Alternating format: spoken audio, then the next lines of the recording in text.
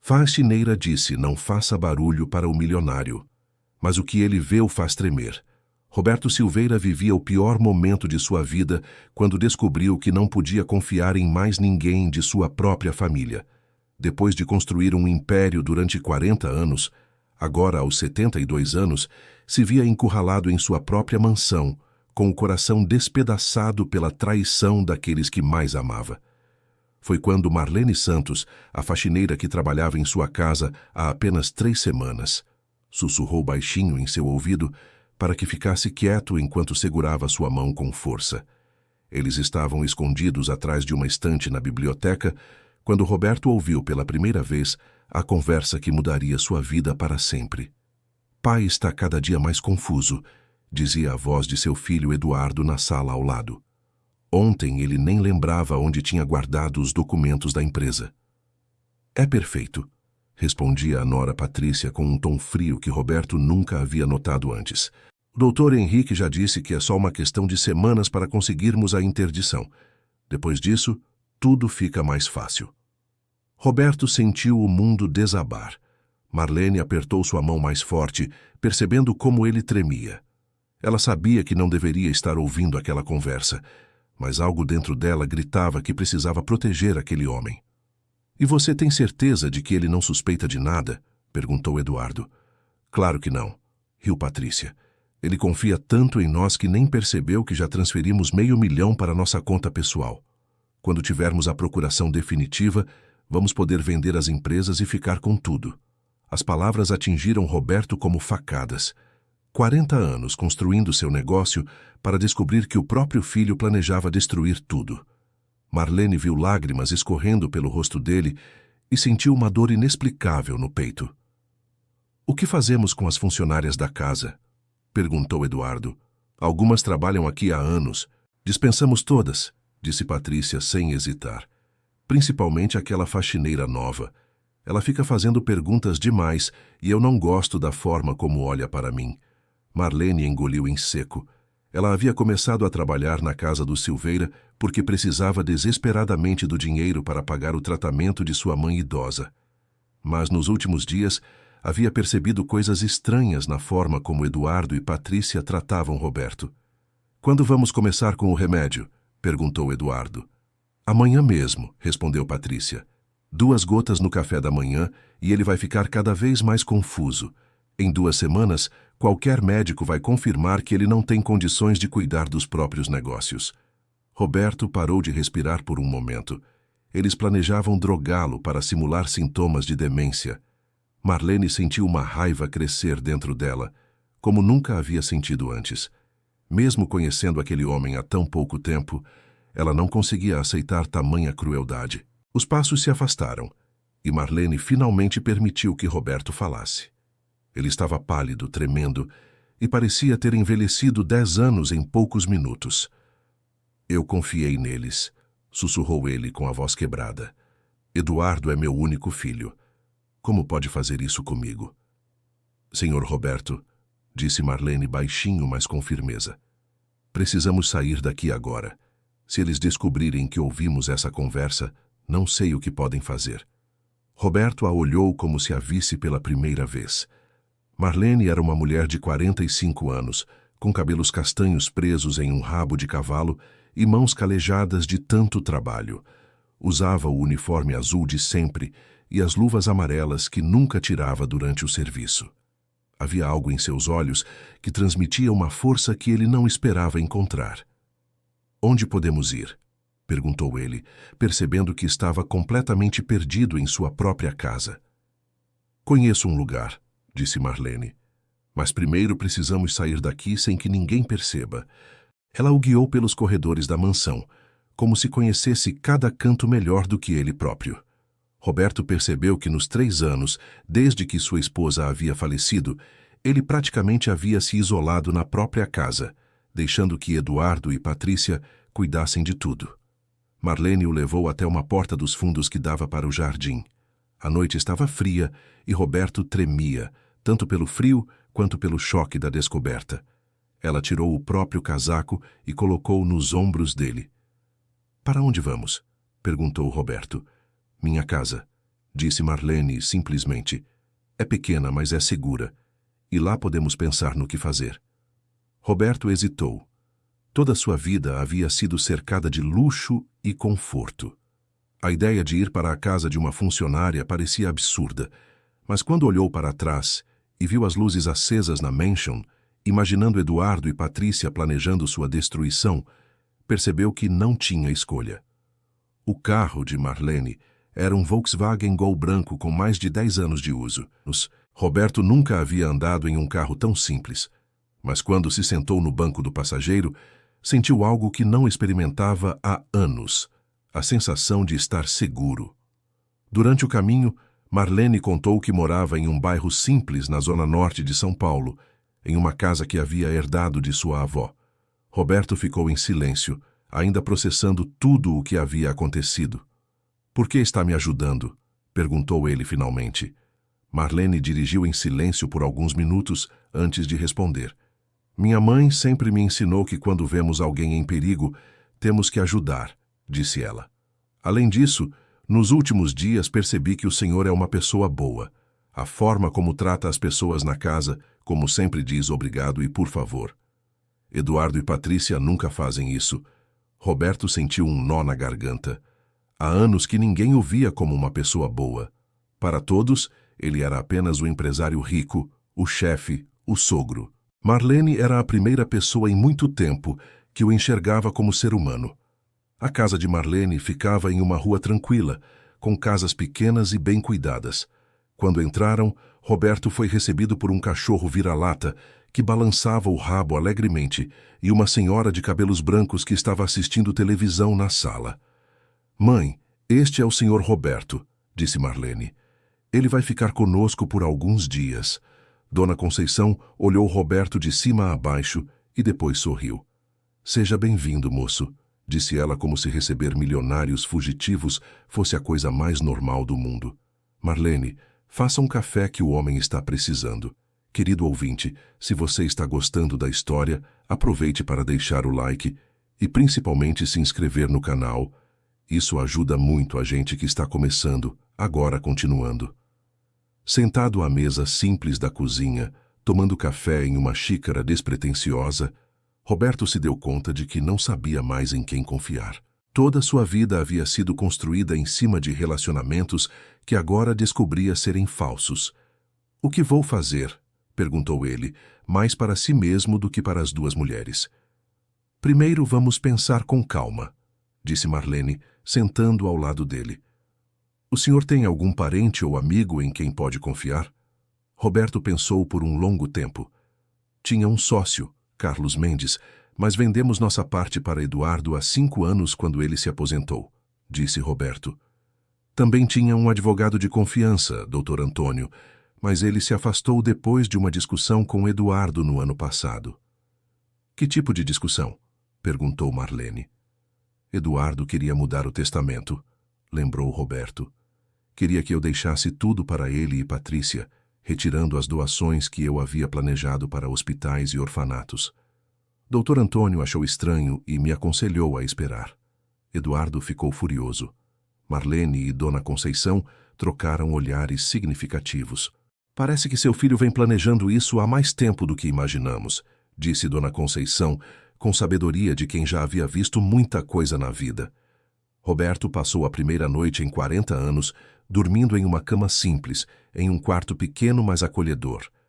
Marlene havia insistido para que ele ficasse com seu quarto enquanto ela dormia no sofá da sala. Ele mal conseguiu fechar os olhos, pensando em tudo o que havia perdido. Na manhã seguinte, Marlene chegou do trabalho agitada. Ela havia voltado à mansão para cumprir seu horário normal e manter as aparências. "Eduardo e Patrícia estão desesperados", contou ela. "Fizeram várias ligações procurando pelo senhor. Disseram para todos os funcionários que ele teve um episódio de confusão e saiu durante a madrugada." "Um episódio de confusão?" repetiu Roberto, incrédulo. "Patrícia já ligou para 3 médicos diferentes", continuou Marlene. "Está tentando convencê-los de que o senhor precisa ser internado assim que for encontrado." Roberto sentiu o desespero tomar conta de si novamente. Eles estavam construindo uma narrativa que o faria parecer incapaz mentalmente. Tem mais, disse Marlene hesitante. Eles contrataram um detetive particular para procurá-lo. Ouvi Eduardo falando ao telefone que não podem deixar que o senhor fale com ninguém antes da internação. Dona Conceição, que estava ouvindo tudo da cozinha, se aproximou com uma expressão séria. Moço, você precisa procurar ajuda, disse ela. Não pode deixar que façam isso com você. Mas quem vai acreditar em mim? Perguntou Roberto desesperado. Eduardo é respeitado nos negócios, tem contatos em todo lugar. Se ele disser que estou doente, quem vai duvidar? Foi quando Marlene teve uma ideia. E se conseguirmos prova do que eles estão fazendo? Sugeriu ela. Sei onde Eduardo guarda os documentos importantes. E se conseguirmos gravar alguma conversa? Roberto a olhou espantado. Isso seria muito perigoso para você, disse ele. Se descobrirem que está me ajudando... Deixa isso comigo, interrompeu Marlene. Já ouvi coisas demais para ficar de braços cruzados. Durante os dias seguintes, estabeleceram uma rotina estranha. Marlene ia trabalhar normalmente na mansão, recolhendo informações e observando os movimentos de Eduardo e Patrícia. À noite, voltava para casa e relatava tudo para Roberto e Dona Conceição. Foi assim que descobriram sobre os documentos falsos que Eduardo havia preparado, alegando que Roberto sofria de lapsos de memória e comportamento errático. Também souberam sobre o médico que Patrícia havia subornado para atestar a incapacidade mental de Roberto, sem nem mesmo examiná-lo. Eles têm tudo planejado, contou Marlene numa noite particularmente difícil. Eduardo já escolheu até a clínica onde quer interná-lo. É um lugar isolado, longe de São Paulo, onde ninguém vai poder visitá-lo facilmente. Roberto se sentia cada dia mais fragilizado, não apenas pela traição, mas por perceber como havia sido ingênuo durante todos esses anos. Marlene, por outro lado, mostrava uma determinação que crescia a cada dia. Senhor Roberto, disse ela certa noite, preciso contar uma coisa que talvez o ajude a entender por que estou fazendo isso. Roberto a olhou com atenção. Durante os dias que passaram juntos, ele havia percebido que Marlene era muito mais do que uma simples faxineira. Ela falava de forma educada, demonstrava conhecimento sobre assuntos diversos e tinha uma inteligência aguçada. Eu não sempre fui faxineira, começou Marlene. Estudei administração na faculdade, cheguei a trabalhar em escritórios. Mas quando meu marido me deixou há 5 anos, tive que aceitar qualquer trabalho para sustentar minha mãe e a mim mesma. Roberto ficou surpreso. Nunca havia imaginado que Marlene tivesse formação superior. Quando comecei a trabalhar na sua casa, percebi como o senhor tratava todos com respeito, continuou ela. Eduardo e Patrícia sempre me trataram como se eu fosse invisível, mas você sempre dizia bom dia, perguntava se eu precisava de alguma coisa. Me tratava como pessoa. Isso é o mínimo que qualquer pessoa deveria fazer, disse Roberto constrangido. O senhor não imagina como isso é raro, disse Marlene, com um sorriso triste. Eu trabalho limpando casas de gente rica há 5 anos. A maioria nem olha na minha cara. Roberto sentiu uma vergonha profunda.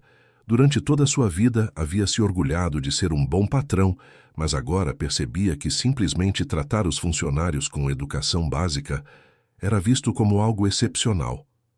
Por isso não consigo aceitar que façam isso com o senhor, continuou Marlene. Você é uma pessoa boa em um mundo cheio de pessoas más, e eu vou fazer tudo para ajudá-lo. Naquela noite, Roberto chorou pela primeira vez desde que descobriu a traição. Chorou pela esposa que havia perdido, pelo filho que nunca realmente teve, pela família que pensou ter construído. Mas também chorou de gratidão por ter encontrado, no lugar mais improvável, alguém que realmente se importava com ele. Dona Conceição, observando tudo com sua sabedoria de mulher que havia criado 3 filhos sozinha, se aproximou de Roberto. Sabe, moço, disse ela, às vezes Deus permite que passemos por momentos difíceis para que encontremos as pessoas certas. Marlene sempre foi uma menina especial, mas desde que você chegou aqui, vejo uma luz nos olhos dela que não via há anos. Roberto olhou para Marlene, que estava organizando alguns papéis na mesa. Realmente havia algo diferente nela. Uma determinação e um propósito que a faziam brilhar. Ela encontrou uma missão, continuou Dona Conceição. E quando Marlene encontra uma missão, nada no mundo a para. Na manhã seguinte, Marlene chegou em casa com notícias preocupantes. Eles marcaram a internação para amanhã, disse ela ofegante. Eduardo conseguiu a ordem médica e já está preparando tudo. Contratou uma ambulância particular e 2 enfermeiros. Roberto empalideceu. Também ouvi Patrícia falando com o gerente do banco, continuou Marlene. Ela vai se apresentar como responsável legal pelos negócios do senhor a partir de segunda-feira. É o fim, sussurrou Roberto. Não é, disse Marlene com firmeza. Hoje à noite vou conseguir a prova que precisamos. Eduardo sempre tranca os documentos importantes no cofre do escritório, mas sei onde ele guarda a chave.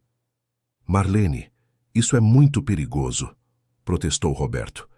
Mais perigoso é deixar eles destruírem sua vida, respondeu ela. Além disso, tenho um plano. O plano de Marlene era arriscado, mas inteligente. Durante a noite, quando Eduardo e Patrícia fossem ao jantar beneficente da empresa, ela entraria no escritório usando as chaves que tinha como funcionária. Fotografaria todos os documentos importantes com seu celular e, se possível, gravaria alguma conversa comprometedora. Se alguma coisa der errado, disse Roberto, você deve me prometer que vai embora e se salvar. Não quero que sofra por minha causa.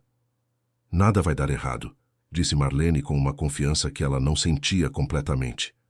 Naquela noite, Roberto e Dona Conceição ficaram esperando na casa pequena enquanto Marlene colocava o plano em ação. Cada minuto parecia uma hora. Cada ruído na rua os fazia sobressaltar. Às 11 horas da noite, Marlene finalmente chegou em casa, mas não estava sozinha. Atrás dela vinha um jovem de cerca de 18 anos, alto e magro, com olhos que lembravam os de Roberto. Senhor Roberto, disse Marlene, este é Guilherme, seu neto.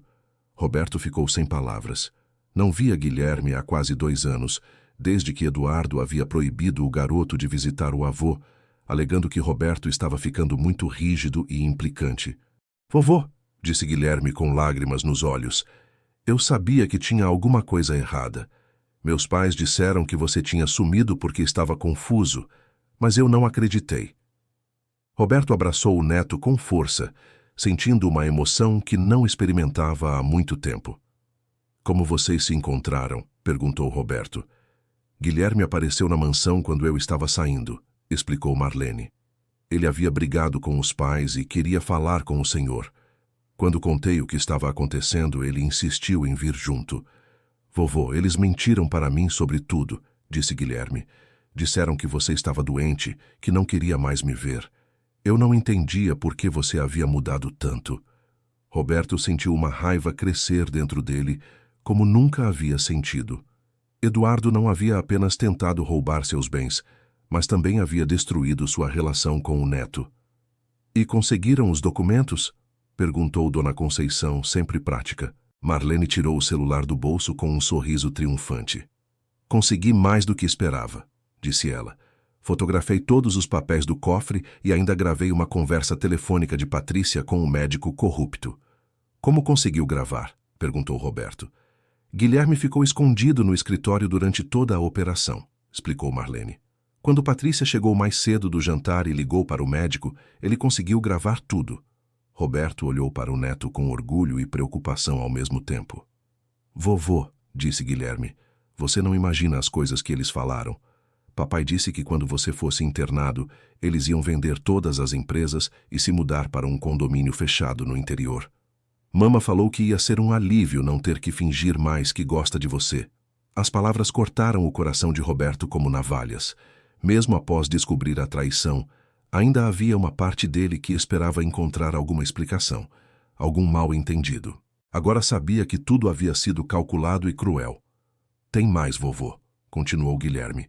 Eles já escolheram até os móveis novos para a casa. Mama quer transformar seu quarto em um closet gigante. Roberto fechou os olhos, tentando controlar a dor e a raiva que cresciam dentro dele. Mas também descobri outras coisas, disse Guilherme, mudando o tom de voz. Encontrei os extratos bancários que papai escondeu. Eles já tiraram mais de R$1 milhão das contas da empresa. 1 milhão? Repetiu Roberto chocado. E tem uma lista, acrescentou Marlene. Uma lista de todos os funcionários que eles pretendem demitir assim que assumirem o controle. É quase todo mundo que trabalha há mais de 10 anos na empresa. Roberto se deu conta de que a traição era ainda maior do que imaginava. Eduardo e Patrícia não estavam apenas destruindo sua vida, mas também a vida de dezenas de famílias que dependiam da empresa. Precisamos levar essas provas para alguém, disse Dona Conceição. Mas para quem? Lembrei do Dr. Antônio, disse Roberto, o advogado que se desentendeu com Eduardo. Se ele ainda quiser me ajudar... Vou ligar para ele amanhã cedo, disse Guilherme. Sei que ele sempre gostou do senhor. A discussão foi só com papai mesmo. Naquela noite, pela primeira vez em semanas, Roberto dormiu um pouco mais tranquilo. Não estava mais sozinho. Tinha Marlene, Dona Conceição e Guilherme ao seu lado. Pela primeira vez, sentia que havia uma chance real de reverter a situação. Na manhã seguinte, Guilherme conseguiu falar com o Dr. Antônio, que ficou indignado ao saber o que estava acontecendo. Dr. Antônio disse que sempre desconfiou que Eduardo estava tramando alguma coisa, relatou Guilherme. Ele quer se encontrar com o senhor hoje mesmo para ver as provas. O encontro foi marcado para a tarde, no escritório do advogado no centro de São Paulo. Roberto saiu da casa de Marlene pela primeira vez em dias, sentindo-se estranho ao voltar para o mundo que havia deixado para trás. Dr. Antônio era um homem de 70 anos, cabelos completamente brancos e uma expressão séria que escondia um coração bondoso. Quando viu Roberto, não conseguiu esconder a emoção. Roberto, meu amigo, disse ele abraçando o empresário. Não imagina como fiquei preocupado quando soube de seu desaparecimento. Você acreditou na versão de Eduardo? Perguntou Roberto. Não por um segundo, respondeu o advogado. Eduardo veio aqui há 3 semanas querendo saber sobre os procedimentos de interdição. Quando perguntei por quê, ele disse que era só por precaução, caso você desenvolvesse algum problema cognitivo no futuro. Achei muito suspeito. Roberto contou toda a história, desde a descoberta da traição até os últimos dias na casa de Marlene. Dr. Antônio ouvia tudo com atenção crescente, balançando a cabeça em desaprovação. As provas que vocês conseguiram são suficientes para reverter qualquer processo de interdição e ainda processar Eduardo e Patrícia por apropriação indébita, disse o advogado depois de examinar todo o material. Mas precisamos agir rapidamente. O que sugere? Perguntou Roberto. Primeiro vamos registrar uma ocorrência por tentativa de estelionato e apropriação indébita, explicou Dr. Antônio. Depois, vamos entrar com uma ação para anular todas as procurações que Eduardo obteve ilegalmente. E a internação que eles planejaram? Perguntou Marlene. Com essas provas, qualquer juiz vai suspender imediatamente qualquer ordem de internação, respondeu o advogado. Na verdade, vou conseguir uma liminar proibindo Eduardo e Patrícia de tomarem qualquer decisão em nome de Roberto. Querido ouvinte, se você está gostando da história, aproveite para deixar o like e principalmente se inscrever no canal. Isso ajuda muito a gente que está começando. Agora, continuando, o plano foi colocado em ação imediatamente. Dr. Antônio usou todos seus contatos para acelerar os processos legais, enquanto Roberto permanecia escondido na casa de Marlene, aguardando o momento certo de se revelar. Durante esse período, Roberto teve tempo para refletir sobre sua vida. Conversando com Dona Conceição, que havia se tornado uma espécie de conselheira não oficial, ele começou a entender onde havia errado como pai. Sabe, Conceição, disse ele numa tarde chuvosa, sempre achei que dar dinheiro e conforto para Eduardo fosse suficiente. Nunca me preocupei em ensinar valores. A educação vem do exemplo, respondeu Dona Conceição. E pelo que vejo, o senhor sempre deu bom exemplo. O problema é que algumas pessoas nascem com o coração ruim, não importa como sejam criadas. Mas Guilherme é diferente, observou Roberto. Mesmo sendo filho de Eduardo, ele tem bom coração. Isso mostra que ainda há esperança na família, disse Dona Conceição com sabedoria. Às vezes uma geração se perde, mas a próxima pode ser melhor. Marlene, que havia pedido alguns dias de folga na mansão alegando problemas de saúde, passava o tempo ajudando Roberto a organizar todos os documentos da empresa. Foi durante esse trabalho que ela demonstrou seu verdadeiro conhecimento em administração. "Olha só isso", disse ela, mostrando alguns papéis para Roberto. Eduardo estava pagando salários para funcionários fantasmas. Esse dinheiro ia direto para uma conta que ele controlava. Roberto examinou os documentos e ficou impressionado com a capacidade de análise de Marlene. "Como você percebeu isso tão rapidamente?", perguntou ele. "Trabalhei 3 anos em uma empresa de contabilidade antes de me casar", explicou Marlene.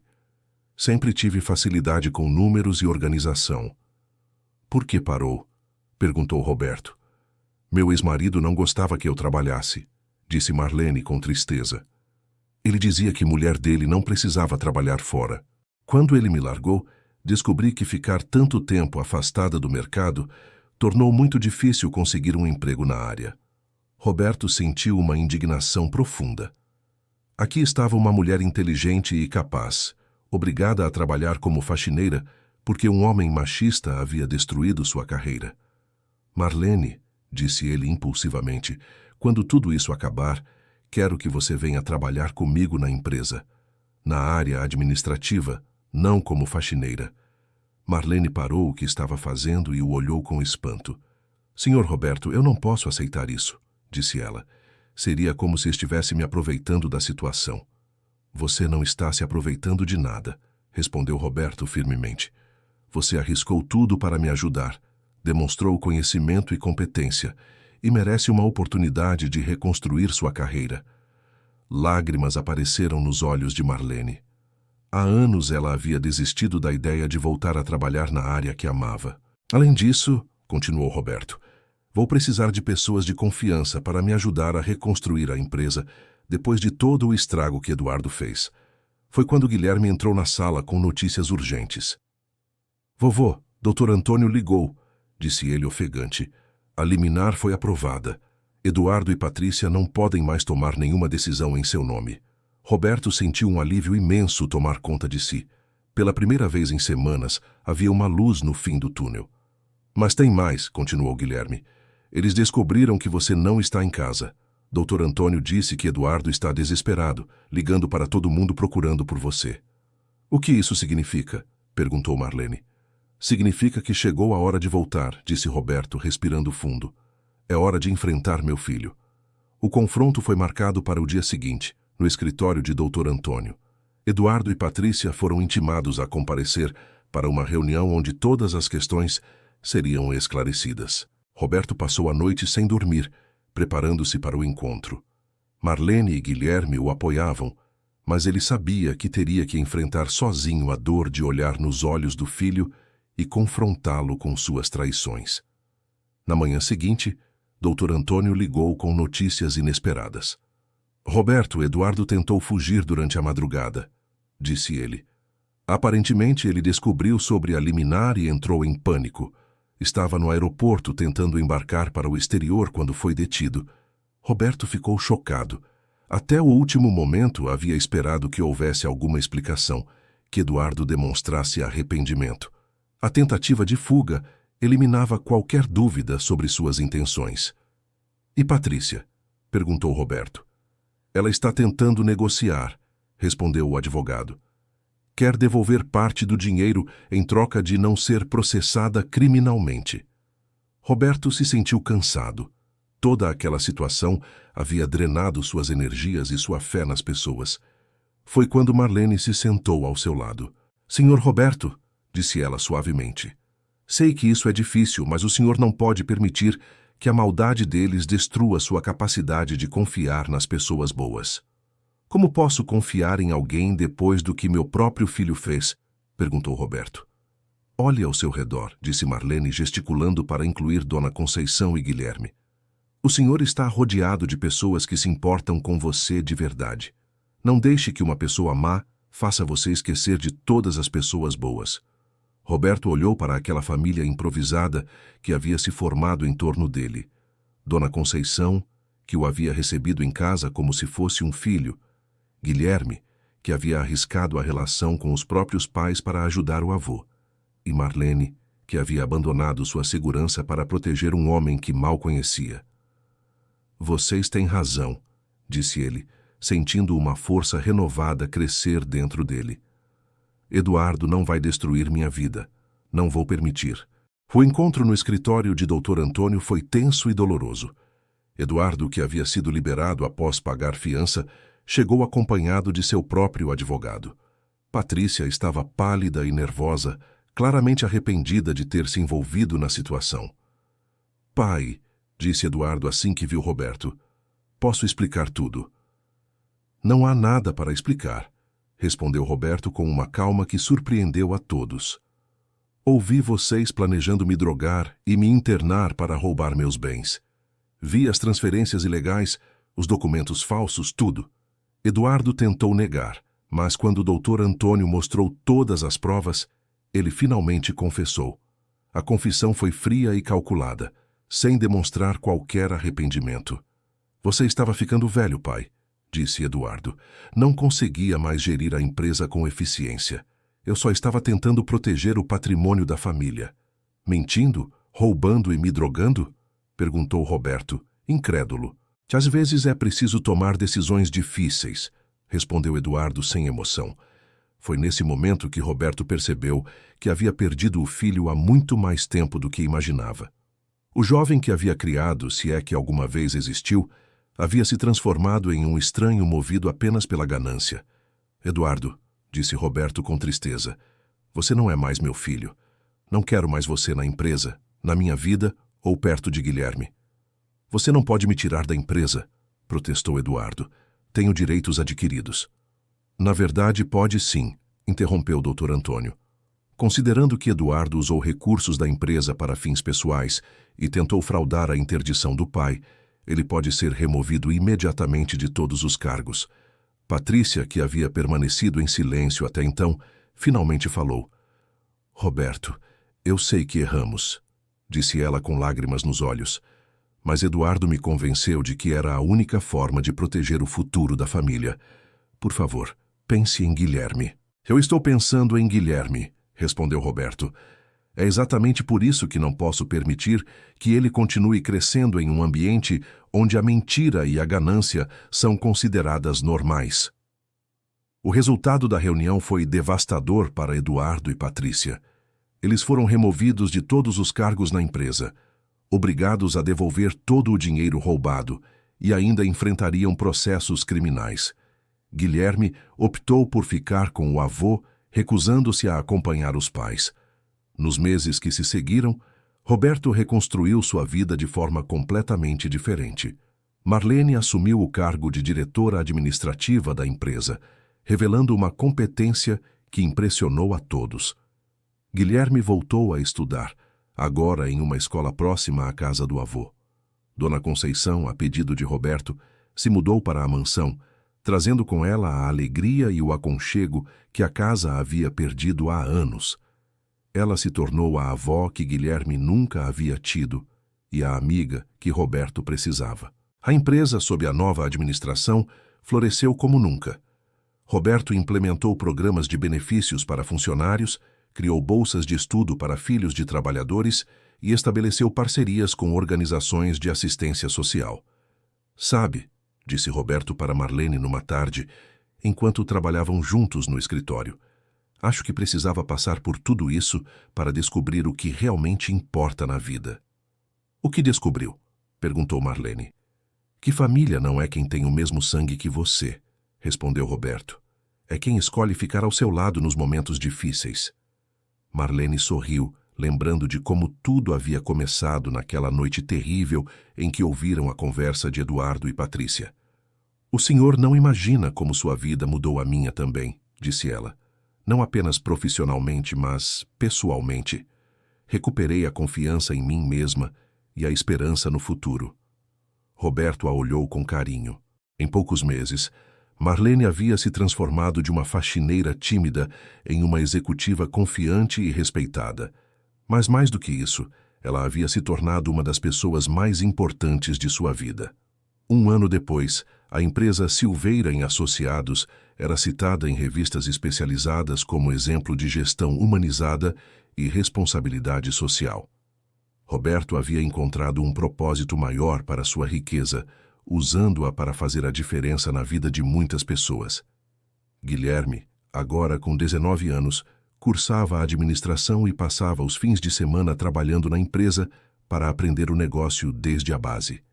Roberto fazia questão de ensiná-lo não apenas sobre lucros e estratégias, mas sobre valores e responsabilidade social. Eduardo e Patrícia foram condenados e cumpriram pena em regime semiaberto.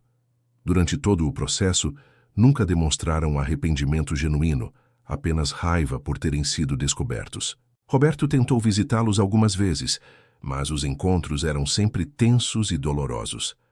Pai, você vai se arrepender de ter escolhido estranhos ao invés da própria família, disse Eduardo durante uma das visitas.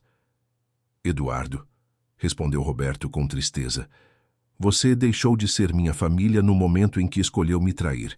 Marlene, Conceição e até mesmo Guilherme são mais família para mim do que você jamais foi. Foi a última conversa que tiveram. Roberto percebeu que alguns relacionamentos não podem ser salvos, não importa quanto amor ou dinheiro você invista neles. Às vezes, a única coisa a fazer é aceitar a perda e seguir em frente. Marlene, por sua vez, floresceu na nova vida. Matriculou-se em um curso de MBA aos fins de semana, atualizando conhecimentos e expandindo sua visão de negócios. Roberto fazia questão de custear seus estudos, vendo isso não como favor, mas como investimento no futuro da empresa. Marlene, disse ele certo dia, quero que você assuma a presidência da empresa gradualmente. Estou ficando velho e quero ter certeza de que tudo ficará em boas mãos. Senhor Roberto, isso é responsabilidade demais, protestou Marlene. Você salvou minha vida, respondeu Roberto. Agora quero que salve minha empresa. Guilherme ainda é jovem demais e não conheço ninguém mais competente e confiável do que você. A proposta foi aceita com lágrimas de emoção e gratidão. Marlene sabia que Roberto estava lhe dando não apenas um cargo, mas uma oportunidade de realizar todos os sonhos profissionais que havia abandonado anos atrás. Dona Conceição, aos 78 anos, se tornou a alma da mansão. Ela organizava jantares para funcionários da empresa, criou um grupo de tricô para esposas de trabalhadores e transformou o jardim da casa em uma horta comunitária. Sua alegria e sabedoria contagiavam a todos.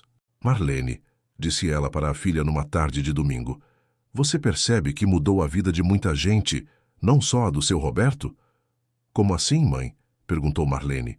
Olhe ao seu redor, disse Dona Conceição. Guilherme tem um avô presente e amoroso. Os funcionários da empresa têm melhores condições de trabalho. Famílias inteiras foram beneficiadas pelos programas sociais que vocês criaram. Tudo porque você teve coragem de fazer a coisa certa. Marlene refletiu sobre as palavras da mãe. Realmente, a decisão de ajudar Roberto naquela noite havia criado uma onda de consequências positivas que ela jamais imaginara. Guilherme se formou em administração com louvor e assumiu gradualmente responsabilidades na empresa. Mas, diferentemente do pai, ele havia aprendido sobre humildade e responsabilidade social desde cedo. Seus projetos sempre incluíam benefícios para a comunidade. Vovô, disse ele certo dia, quero criar um programa de microcrédito para pequenos empreendedores na região onde Dona Conceição morava antes. Excelente ideia, respondeu Roberto. Mas quero que você desenvolva isso junto com Marlene. Ela tem experiência tanto em gestão quanto em entender as necessidades de pessoas com poucos recursos. O programa foi um sucesso, ajudando dezenas de famílias a sair da pobreza através de pequenos negócios. Guilherme descobriu que sentia muito mais satisfação vendo uma família prosperar com sua ajuda do que simplesmente acumulando dinheiro. 5 anos após aquela noite terrível no porão, Roberto organizou uma festa especial. Não era seu aniversário nem nenhuma data comercial. Era o aniversário do dia em que sua vida realmente começou. Vocês sabem, disse ele no brinde, que considero aquela noite como meu verdadeiro nascimento. Foi quando descobri quem eram meus verdadeiros amigos e família. Marlene, agora presidente da empresa, estava radiante. Havia se casado com um engenheiro gentil que conhecera em uma conferência de negócios. Roberto fizera questão de pagar todo o casamento, alegando que era seu direito como pai da noiva. Guilherme estava noivo de uma jovem psicóloga que conhecera na faculdade. Ela vinha de família simples, mas Roberto e Dona Conceição a receberam como filha desde o primeiro momento. "Sabe o que mais me impressiona?", disse Dona Conceição, agora com 83 anos, mas ainda lúcida e enérgica. "É como as coisas ruins às vezes nos levam para coisas maravilhosas." Roberto concordou. Se Eduardo não tivesse tentado traí-lo, ele nunca teria descoberto a família verdadeira que estava bem na sua frente. Se não tivesse perdido tudo, nunca teria ganhado o que realmente importava. Querido ouvinte, se você está gostando da história, aproveite para deixar o like e principalmente se inscrever no canal. Isso ajuda muito a gente que está começando, agora continuando. A empresa continuou crescendo, mas agora com propósito. Roberto havia criado um fundo permanente para a educação de jovens carentes, um programa de assistência a idosos e uma fundação para apoio a mulheres em situação de vulnerabilidade social. "Marlene", disse ele certo dia, "você percebe que criamos algo que vai durar muito além de nossas vidas?"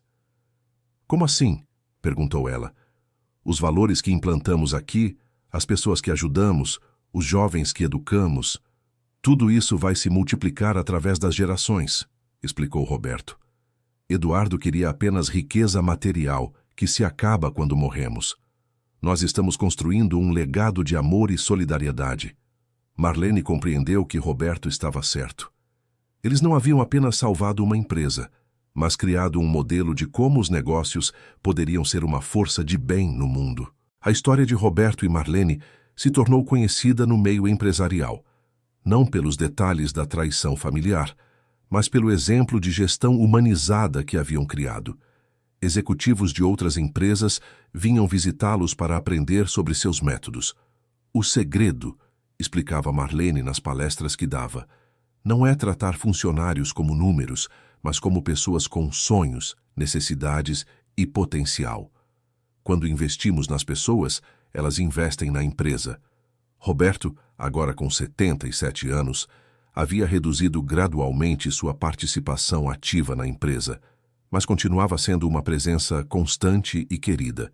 Passava os dias lendo, cuidando do jardim e conversando com Dona Conceição, que havia se tornado sua melhor amiga. "Conceição", disse ele numa tarde, "às vezes penso que deveria agradecer a Eduardo pela traição." "Como assim?", perguntou ela, surpresa. "Se ele não tivesse tentado me destruir, eu nunca teria conhecido a verdadeira felicidade", explicou Roberto. "Passei 70 anos da minha vida achando que sucesso era dinheiro e poder. Só aos 72 descobri que sucesso é ter pessoas que se importam com você, de verdade." Dona Conceição sorriu com sabedoria. "Às vezes, Deus permite que nossa vida seja bagunçada para que possamos organizá-la do jeito certo", disse ela.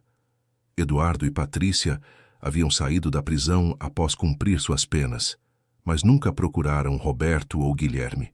Souberam por terceiros que haviam se mudado para outro estado e tentavam reconstruir suas vidas.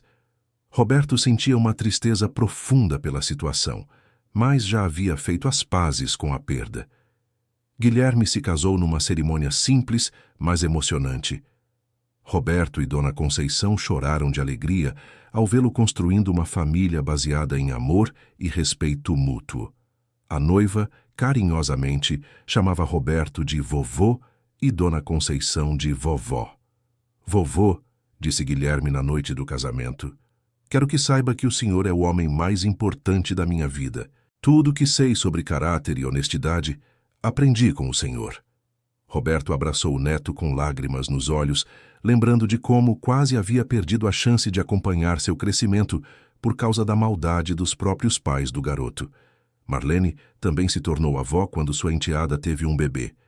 A mansão Silveira se encheu novamente de risos de crianças, mas desta vez com crianças que cresceriam em um ambiente de amor e valores sólidos. Sabe, Marlene, disse Roberto enquanto observavam a criança brincando no jardim, acho que finalmente entendi o propósito da vida. Qual é? Perguntou ela. É criar um mundo melhor para quem vem depois de nós, respondeu Roberto. Não através de dinheiro, mas através de exemplo, amor e oportunidades que oferecemos aos outros. Aos 80 anos, Roberto começou a sentir o peso da idade. Não estava doente, mas percebia que seu tempo estava ficando limitado.